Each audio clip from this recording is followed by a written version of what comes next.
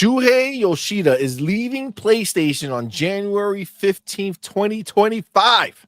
There's a date? Oh, there's a date. My dude is gone with the wind. He is out. There is You know what's funny? He's just like coming in to pack his stuff up. Like he is out for the holidays. He is not doing a damn thing else. It's over. Wow, I didn't know there was a date and everything. He's Agreed. done. Now, let me add something to this, right? Remember our boy Jim Ryan? Jim Ryan was out. Yes. He said, I'm retiring, living a vida loca, sipping my pina coladas out in the forest, right? Yeah, he's now Shuhei was presented with a little statement here. It says, Shu, you're not retiring, are you? Oh my God. Says, no, I'd like to stay in the industry. He's just done with PlayStation. Interesting. He's done with the dead weight. Now we're about to read the fake public facing, message that they're putting out here so that Shuhei can get his goodbye. But we know what Shuhei really has going on. And I'm going to show you how we know, because somebody who knows him put out a message. This shit gets real. But let's look at the fake shit. Okay. All good things come to an end. Absolutely. That's the rest of that. Yo, hold on. That's the rest of that statement, right? Wait, what? All good things. And then they put a colon and they have another part of the message, right? A look back. Oh, you can't see it. No. Sorry. Damn. I got pumped and you didn't see it right here. Boom. All good things, colon, right? But all good things come to an end. Damn. Like PlayStation. You know what I'm saying? Like PlayStation. A look back at Shuhei Yoshida's 31 years with PlayStation. Remember, guys, PlayStation has been around for 30 years. No, I'm joking. What is it? How long ago? 1996, right? PlayStation? This is their 94. 94. Their 30th anniversary. Yeah, 94. Yeah. So 94. So it's 30 years. That's right. So they've been around for 30 years. Shuhei was around before PlayStation existed, but yet somehow he was there with PlayStation. 31 years. I get it though. He was working on it before it came out. I understand. Yeah. But still, 31 years. Okay. All right. So let's read it. A conversation with Sony Interactive Entertainment's ex-head of Indies Initiative. Okay, ouch. Why would you still give him that title? He's out, dog. He's out. You don't want to hear nothing. All right, it says let me see. There's an actual interview. So let's just go through. So the interview is condensed for clarity and brevity. To hear the full conversation, it's recorded. But I don't think we're gonna do that. But let's see what they said over here first, because I didn't even get a chance to read it. If you listen to PlayStation podcasts over the past 14 years, then you definitely know Shuhei Yoshida, perhaps best known for his lengthy turn as the president of PlayStation Studios during part of the PlayStation 3 and PlayStation 4 years. Yoshida-san has spent the past few years evangelizing the independent developers as head of indie initiative at PlayStation. With PlayStation's 30th anniversary arriving next week, I got some time to catch up with Yoshida-san to discuss his career, his plans for the future, and his top game picks across 30 years of PlayStation. Read on for some excerpts from our lengthy conversation. Sid says, you were one of our first guests on the PlayStation podcast, probably 14 years ago, but it's been quite a while. What have you been up to? I've been traveling a lot. I've been all over the place. Is this Jim Ryan's interview? Did he not think? I was traveling so much. I'm just tired, I'm just jet lag. I'm just needing to get some sleep. Guys. I don't know where I am half the time. I'm here, I'm there. Who knows where I am? But then he couldn't get on a plane for the ABK trial. Remember that? No, he couldn't. No. He gets. It was down the street. He couldn't go. He's like, what? I don't have to take a plane there. I can't do it. Oh my God. All right. So shoes. I've been traveling a lot. I've been all over the place. I've been in Brazil, India, Australia, Sweden, visiting developers, game events, looking at the new games from developers, and tweeting about games that I like throughout the year. Sound like he's been doing a lot of work. So Sid says, happy to have you. We're going to do a lot of catching up, but I heard you had some news for us here today. Shu says, yes, I have an announcement to make. I'm leaving Sony Interactive Entertainment on January 15, 2025. I'm not retiring from here No, like some he's places are leaving. trying to put it, that he's retired. He's not retiring. He's out. He says he's done with this shit. All right. Enough is enough, and it's time for a change. That's right. This it doesn't seem though like when you hear what he's been up to, it's just been traveling in Twitter. Pretty much. So it says you've been with Sony Interactive for so long. What's guiding the decision and the timing? I've been with PlayStation from the beginning, and this is my 31st year with PlayStation. And when I hit 30 years, I was thinking, it may be about time for me to move on. You know, the company's been doing great. I love PlayStation 5. I love the games that are coming out on this platform. And we have new generations of management. Oh, Wow. oh, Wow. Wow. Let's be clear. Him saying this, forget what he says after it. It doesn't matter. He's telling you, F this new generation of management. we found the problem. These mother effers and their bull crap. Right? That's what he just said. Yep, new generation, new annoying. I'll spit his propaganda out there. Talentless generation. That's what he's talking about. I'll go ahead and let his words speak, but we know what he's saying. We hear you, Shu. You're not alone. We hear you. We hear. So he says, and we have new generations of management who I respect and admire, because that's the way it typically works. You know what I'm saying? Like the older people who made it happen, who put all the work, blood, sweat, and tears, what they say is, I admire these little people who just show up at the end, make all these changes, throw everything we worked off in the trash, but I respect them and admire them. Yeah, that's not usually how it works. The fact that he made it his point to say, you know, new generation of management, you know, it's pretty evident that it's an issue. Yeah, he ain't messing around. Says so, and I'm so excited for the future of PlayStation. Mad sarcastic. So you know, PlayStation is in really good hands. I thought, okay, this is my time. Sid says that makes a lot of sense. Well, let's reflect on your career. I know you've been here for a long time, but how long exactly have you been with PlayStation? Didn't he just say, yeah, I joined Ken Kutanagi's team in February of 1993 when they were still developing their original PlayStation. Ken's team had only engineers. Everyone was engineers.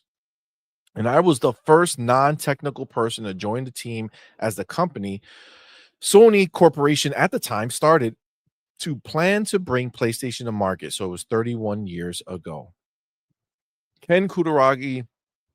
Wait, didn't he just call him a different Ken Kutanagi? Ken Kutaragi. What took place here? Was that just a Maybe a misspell? Yeah. A misspell, or does Shu know something we don't? I don't know. Maybe that's like the official spelling or something. Who knows? So, all right, whatever. Ken Kutaragi is often called the father of PlayStation. What was it like working at the company back in those days before the original? God bless you, my love. Before the original PlayStation came out. Shu says, yeah, so when I joined PlayStation, it was still just a department. Ken's team was doing the development, and there was another team under Sony Music Entertainment Japan making games for Super Nintendo. And that was another small team preparing to make games for PlayStation. So the two teams merged. Ken's team under Sony and Sato-san's team under Sony Music Entertainment Japan to create Sony Computer Entertainment in November 1993. When the company was established as a joint venture, we held a party, and everybody was in one room at the hotel. I remember we had about 80 people total. We were very small. Was that the first Diddy party? I think it Sounds sounds like a like lot of it. people for a small room. Very small, but it must have been very exciting. Oh yeah, we were so excited about the innovation that Ken's team was bringing in, like 3D graphics, real-time technology, CD-ROM, with lots of data that we could put in with a low cost of manufacturing. So we had really high hopes, high ambitions. However, we were not known in the video game industry, and there were other electronic big companies that tried to enter the video game industry and didn't do so well. So at the beginning, before the launch of PlayStation, I think we were not taken very seriously from the industry, to be honest. Sid says, yeah, it's funny how these things work out. And here we are, it's 31 years later, and it's a very different story. Tell me a little bit about your first job with PlayStation. Did he just When I joined Ken's team, my assignment was to talk to publishers and developers in Japan. So as a lead and account manager, this is like a real, I thought he was going to be saying some real juicy stuff. Okay.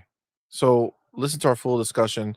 Let's see. I'm just going to see the questions if they're interesting. Eventually, you moved up to being president of the studio. Is there a memory that particularly stands out for you in your time at PlayStation Studios? Uh, let's see what memory. Throughout the time that I was involved in game development, there were so many great games and great teams I was fortunate to work with. And every year, going to events like Dice Summit was so much fun because some of our games got nominated for Game of the Year many times. When you are in the industry, if you get involved in one Game of the Year game, you are so fortunate. But I got nominated almost every year.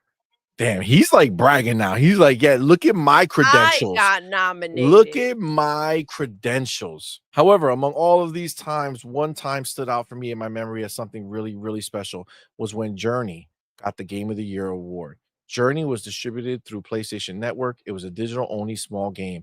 You can finish playing the game within like 3 hours. But that game won Game of the Year against all these AAA titles. I think for the first time in the industry, the creator, Genova Chen, did a talk at the summit, and he talked about a letter he received from a girl who lost her father, and she thought about her father and she was able to move on in her life. The whole audience stood up and the room was filled with happiness and amazing feeling that a small game could have such a big impact on people's lives. Wondering. It's This like it's a nice little feeling that he had there, but go ahead. Yeah, it is. It almost explains their almost obsession with this storytelling and wanting to add that even to like games like Concord. Why Concord? Why Concord? Oh my god. A Lego game, Lego Horizon. They forgot about the Lego part. They just focus on the story. All right. This part here. Now, this is an interesting question. How did you get your way into your current role as head of Indies Initiative at Sony Interactive? I love how he phrased that. Like, how did you accomplish this great goal of being demoted down I know. to the Like who's smallest, aiming in that direction? the least valuable games to the company? How did you go from being at the top to being the crap beneath the Demoted. boots? You And know what how I'm do you saying? feel about Herman taking your spot? Let's see the answer. Let's Let's see. see the What do you have answer. to say about this? Let's see. I love indie games. When the indie boom started in 2000, all digital distribution started on PC, on mobile, and on console. Small digital games could be made by pretty much anyone in the world and be able to sell and distribute globally. That created an amazing opportunity for the industry to try new ideas. Small games, because they're small, there's not big capital involved. So you can try ideas that have never been done before. And that kickstarts a totally new channel for the whole industry. It was like treasure hunting for me when I was managing PlayStation Studios, working with big studios, making AAA games was great. That sounds like those two things don't go together, right? It Like sounds this, off. like it's really random. Okay, sure. However, when I went to events like E3 or Gamescom, I always went to the indie game area and I found games that I liked. And oftentimes the developer was there showcasing it. So I'd take a photo with the developer trying to help promote these games. That's what I was doing almost as a hobby when I was managing PlayStation Studios. So when I got this job where I could spend 100 of my time helping indies, it was like a dream job. Sure. Okay, I'm buddy. sure. I'm sure. That's why he's leaving though. That was the Yeah, end of the that's that was the end of the interview, guys. That's it. Oh my gosh, no. Are you Wow. serious? Okay. All right. Okay. You sure there's not another page? No other page. So there's the literal interview So like this was like a audio. dream job that he just decided to, Yeah, so he said, "You know what? I've reached the mountaintops I want to be demoted. Please demote me. Okay. Make sure I get a pay cut too. I don't want all this money. You know what I'm saying? I don't want the fortune. I just want to help the indies. That's it. I mean, I was helping the indies when I was the leader, you know what I'm saying? But as a But low now, level yeah. worker, I would also be able to help them by showing them to the people who actually make the decisions. You know what I'm saying? So I'll find them. And instead of making the decision that, wow, I like this indie, so I'm Well, gonna do it. I'll see if I'm approved, I'll find the indie and then say, guys, can you please approve this? Please, My please. my decision making is not what it used to be. 'Cause All that's right. why he was bragging about all the Game of the Years, nominations and everything that Yeah. took place, right? Exactly. Because that's what he didn't care about. Okay, but this is the thing, right? We go over here and we're gonna get the real. Okay. We're gonna get the real. This is how we know that this was full of crap the way they're trying to frame this. You ready? David Jaffe. Let's go. As you know, David Jaffe worked at PlayStation many moons ago. He's the creator of the original God of War, and he worked on a lot of games for PlayStation.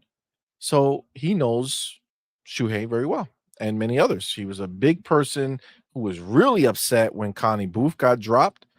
Her, I guess to her, they didn't even fake the retirement. They just like escorted her out the building. They did. So David writes, so you're leaving, Yosp? Well, F them. I know you will never say that because you got class, sir, and you probably don't even feel that way. But I'll say it anyway.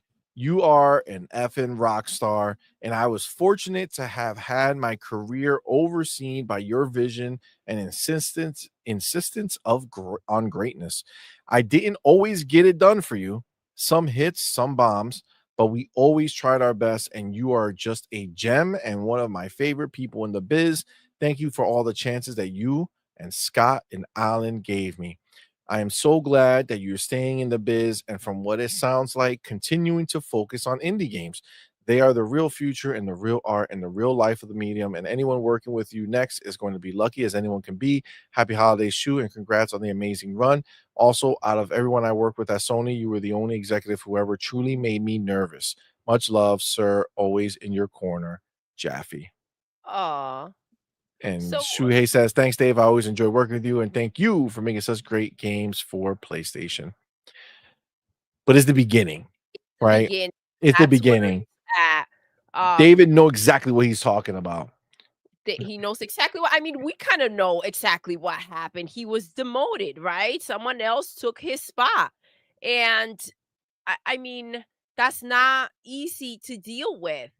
We also know about the toxic positivity that's going on in there. So I can't imagine the environment on top of that he's dealing with.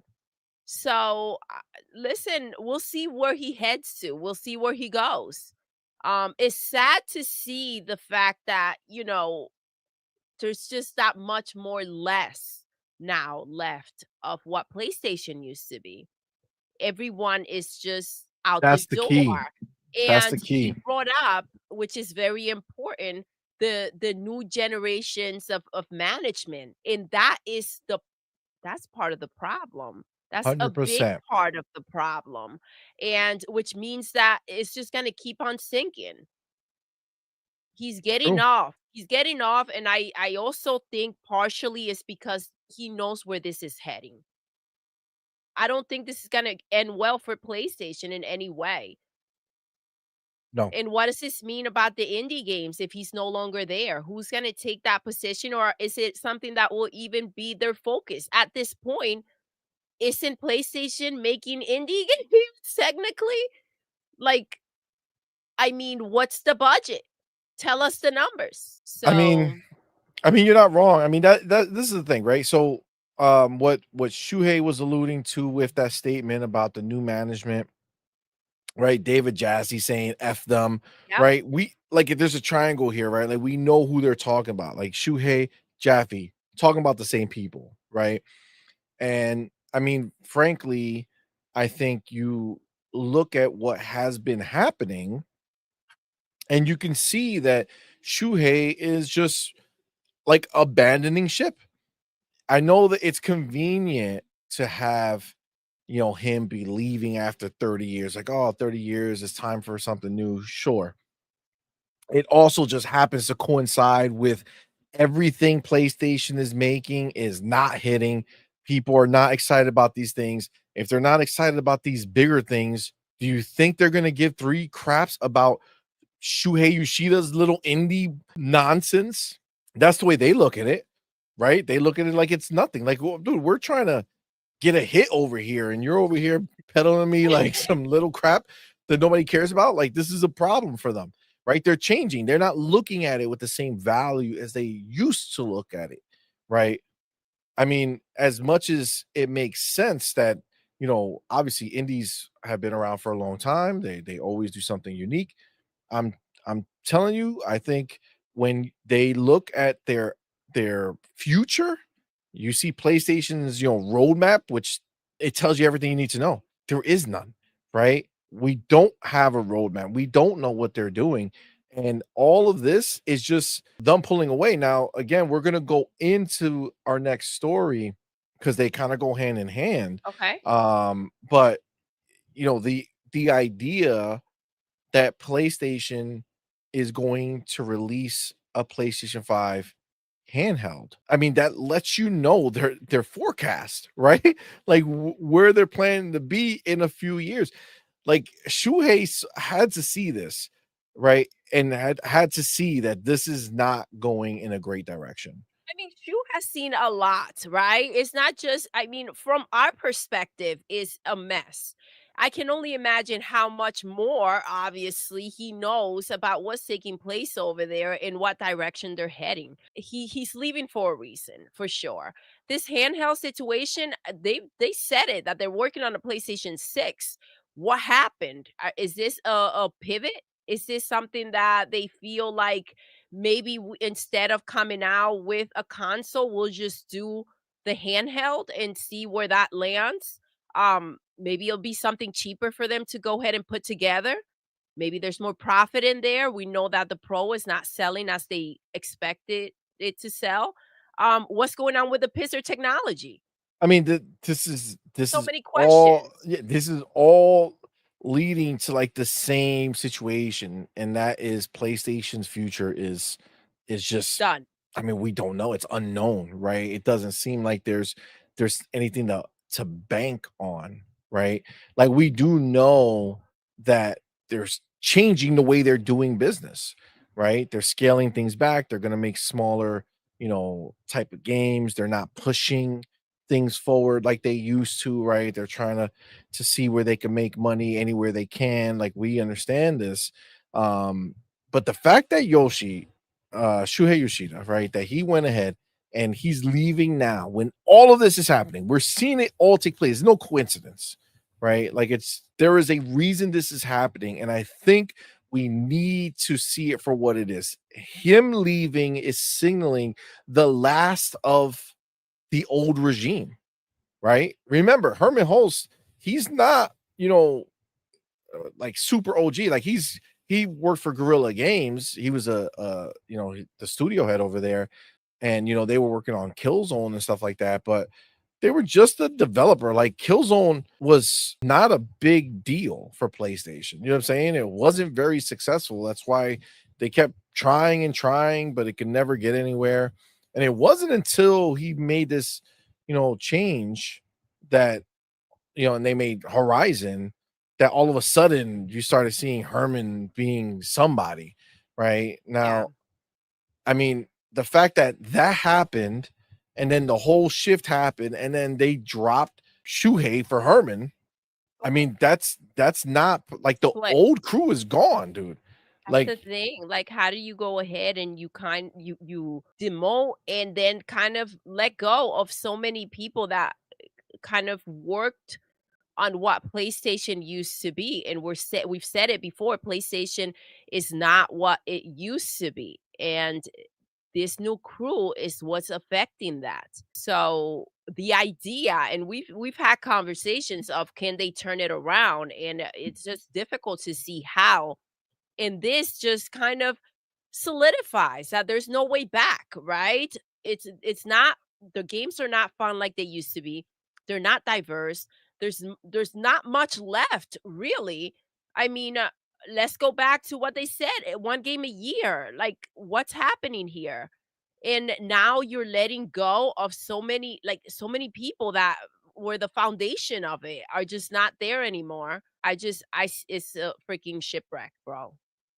Well, isn't it like crazy that they're celebrating their 30th anniversary, right? Which is so much about their past, Yes. right? And And yes, like how far what they've got them come. here. Mhm.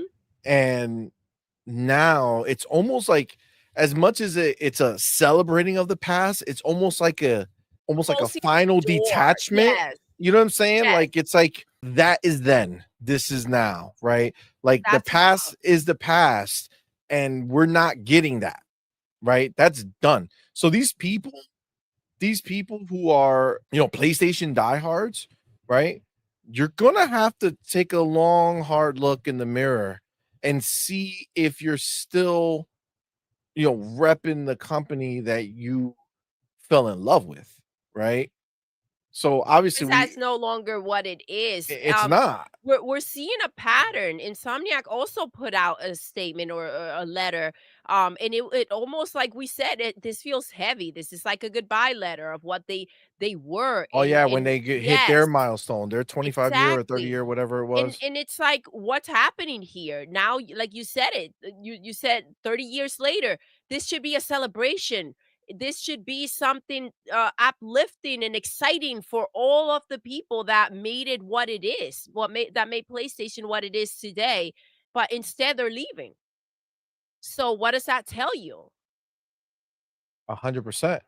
Now, also remember this, Shuhei is not free, right? No. He has a salary that I'm sure is pretty big. It might have been decreased from where he was, but it's definitely still big. So, what does that mean at PlayStation when you look at it and you say to yourself, "Yeah, we want to get rid of the overhead costs," right? Like they're not going to be like, "All right, he's gone, so we're going to replace him with somebody and I don't pay think he's going to a be lot of money." replaced. No. No, I think that's the whole idea is just going to go away. Is this a way of recouping? I said everyone in there will be affected, right? The losses from Concord, they have to make up somewhere else. There are going to be consequences, and the people that are in there are going to have to go ahead and deal with those consequences. Firewalk being gone and no longer being a part of PlayStation, it wasn't the fix. That money's still gone. So they have to go ahead and figure out how to bring that back in or how to cut the costs to kind of alleviate that loss that they took. Well, I mean, you're agreed, right? That's always going to be something like in their mind, like how do we recoup that? But this is the problem. You know, you have a company who's been around for 30 years and they did certain things to get where they are, right? Yes. Now, every single person who made that happen in a major way, like in an impactful way, is now gone, right? Is now gone. Yes. You're left with just this kind of new regime. And the problem is that you don't know who these people are and how they're gonna run things, right? Like the Sony, the guy who's in charge is from Sony. He wasn't running PlayStation before. He wasn't paying attention to PlayStation before. We just heard Shuhei. It was Ken Kuragi's, thing, right? And he made this happen, and then it grew from there. Sony dudes weren't paying attention. Absolutely This guy not. was running it. So at the end of the day, like you got to question what does this mean for the future? Because if they have no one who was able to get them where they were, right? No one, all those people are gone. So no one who was able to go ahead and make this happen is still there. So all those people are gone. This new regime have no credibility, right? They're running a ship that they didn't help build, right? Exactly. That they don't know how to drive. That they have They no idea. They have they no don't idea. know, right? We're talking about people that d that maybe weren't ready for that type of job, you know, Agreed. and that maybe it's a time to kind of recognize that it takes maybe a bit more than making one hit game to run the company. That absolutely. Also, you start getting these number dudes in there, and it's like, yeah, you guys got here, but you guys spent crazy amounts of money to do it, and now you're not making the money you should be making, right? So Well, yeah, that's that's going to another determine problem, right? everything. They were also left with a situation. They were left with an issue. They were left with big problems. They stepped into almost like an upside down situation with bills from games that aren't selling enough and the money that they can no longer spend, and this is what their studios are used to go ahead and creating. So if these games cost x amount of money and you're put in a position where you're running this business now and the money isn't there to continue to make the same type of games, what do you do?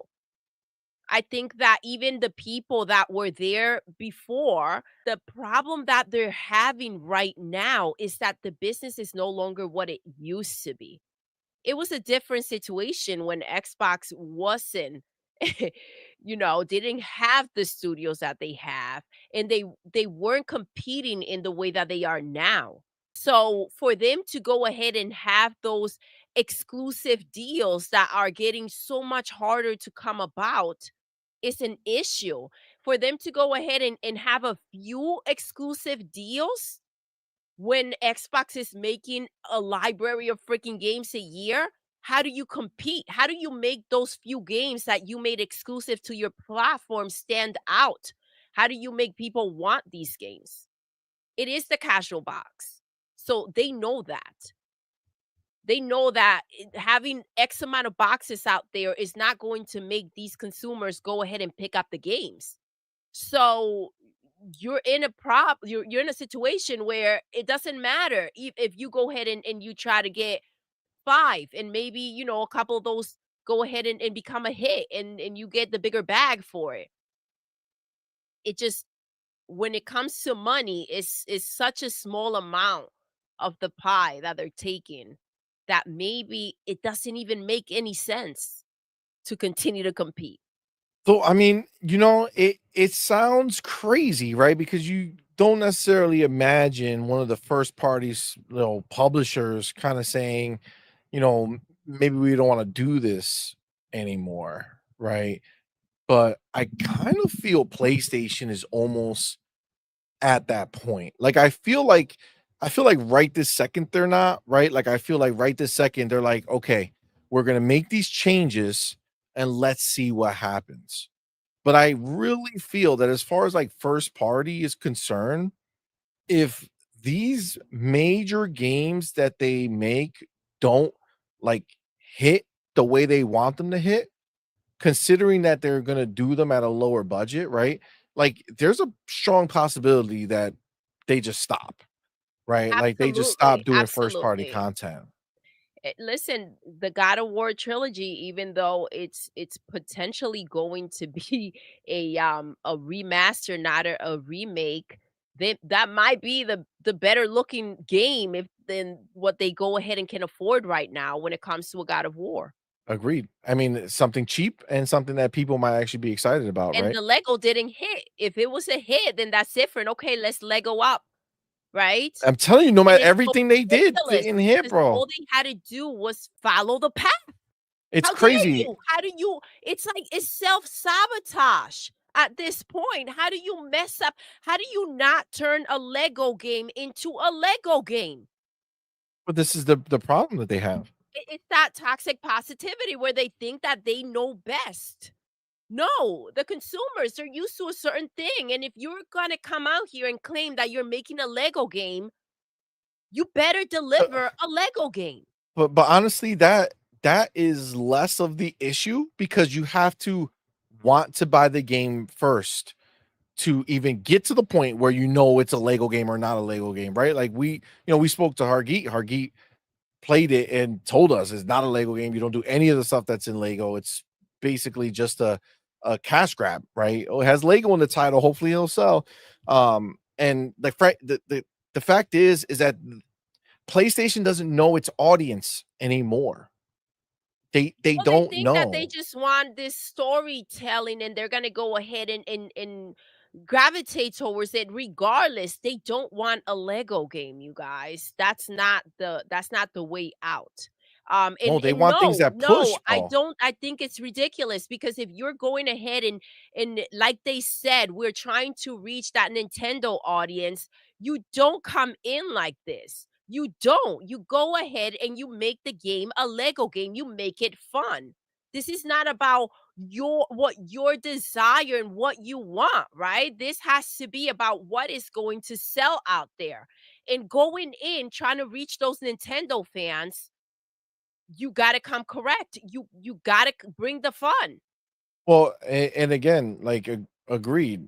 The problem is that nobody cares about Horizon, right? No, So I like making it a agree. Lego game doesn't matter how fun you make I it. agree. They don't It was care. Nobody cares hilarious. about that alloy, bro. She's night cool no matter what form you make her. Is, bro. We thought It's there was a chance. We ridiculous. thought there was a chance, but He nobody can only cares. play 20 minutes of the game at the He time really before can, he yo. loses his shit. He's like, "I can't do it. I gotta stop." Like, this is the problem, like, small dosages of it, and it's the same thing with the actual game.